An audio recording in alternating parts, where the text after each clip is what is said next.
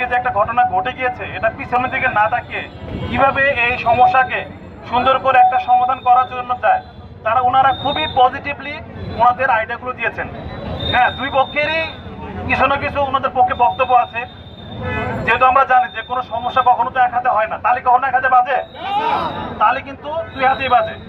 ইনাদেরও হয়তো কিছু কমপ্লেইন আছে, ওনাদেরও কমপ্লেইন আছে, বাট আমরা আজকে এই সুন্দর একটা নিরাপত্তার সাথে এবং একটা সুন্দর একটা মেসেজ দেশকে দেওয়ার জন্য, কারণ আপনারা সবাই কিন্তু আজকে যে নতুন পরিবর্তিত বাংলাদেশ, আপনারা সবাই কিন্তু এর অংশীদার, তাই না? এই বিপ্লবের পার্টনার বা অংশীদার সবাই কিন্তু, ঠিক কিনা?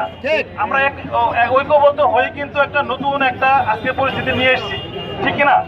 তো এই স্পিরিটটাকে সবাই আমরা ধারণ করে আজকে ওনারা সবাই আজকে ঐক্যবদ্ধ হয়েছেন। আমরা আজকে যার যার মতো ফিরে যাব, এবং আপনাদের যদি কোনো ব্যক্তিগতভাবে কেউ কোনো অ্যাসল্ট বা কোনো আক্রমণ শিকার হন, যদি কোনো আপনাদের আইনি কোনো চাহিদা থাকে বা দাবি দেওয়া থাকে, আমাদের বাংলাদেশ পুলিশের যে ওনার আছেন, যে কোনো সময় আপনাদের সকল রকম আইনি সহায়তা আপনাদেরকে প্রদান করবেন।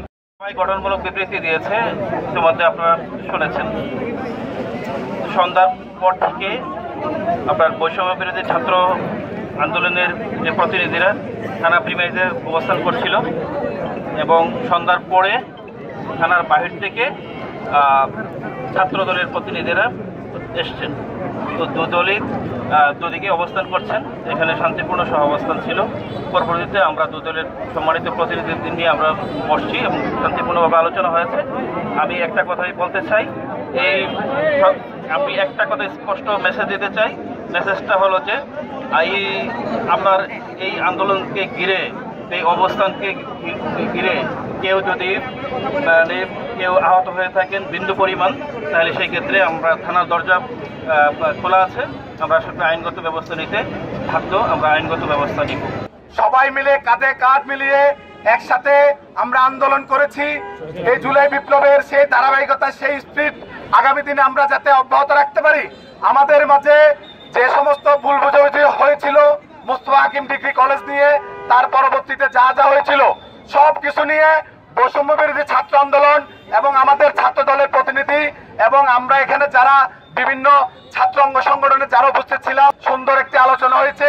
সে আলোচনার ফসলে আমরা ইনশাল্লাহ যে সমস্যাগুলো হয়েছিল সেটা সুন্দরভাবে এখানে আমরা সমাধান করেছি। ঘটনার সমস্ত টাইমলাইন আগে থেকে আমরা দুই পক্ষ থেকে আলোচনা করেছি। আমরা একটা সিদ্ধান্ত এসেছি, আমরা আগামী 19 তারিখ আমরা আমাদের যারা আহত আছেন, ওনাদের যারা আহত আছেন, দুই পক্ষের যারা ভিকটিম আছেন, তাদেরকে নিয়ে আমরা একসাথে বসবো। সেখানে আশা করি একটা সুন্দর সমাধান হবে এবং আমরা আজকে শান্তিপূর্ণভাবে সব বাসায় চলে যাবো। ফাইনাল সিদ্ধান্ত আমাদের আহতরাই নেবেন, ভিকটিমরাই নেবেন, তারাই হচ্ছে ফাইনাল সিদ্ধান্ত নেবেন। আমরা জনগণের কথা চিন্তা করেছি, বাংলাদেশের কথা চিন্তা করেছি, আমরা সর্বক্ষেত্রে চিন্তা করেছি যে অবশ্যই আমরা এই প্রোগ্রামের মাধ্যমে আমরা জাতীয়তাবাদী শক্তি এবং বৈষম্য বিরোধী জাতীয় নাগরিক কমিটি, আমরা ছাত্র জনতা সবাই এক, আমরা যেইভাবে এই ফ্যাসিস্টকে এইখান থেকে বিতাড়িত করেছি, আমরা সর্বক্ষেত্রে আমাদের যখনই কোনো ক্রাইসিস হবে আমরা সম্মিলিতভাবে একসাথে তা প্রতিরোধ করব।